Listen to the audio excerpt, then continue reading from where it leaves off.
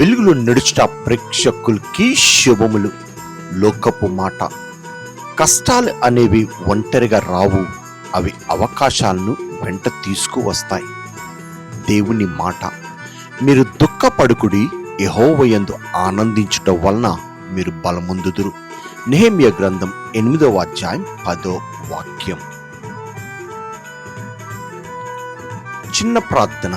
దేవా, ఈ లోకంలో జీవిస్తున్న మా జీవితంలో వస్తున్న కష్టాలు, బాధలు, ఇరుకులు, ఇబ్బందులు ప్రభువా, కానీ నీ లేఖన భాగాలు సెలవిస్తున్నాయి.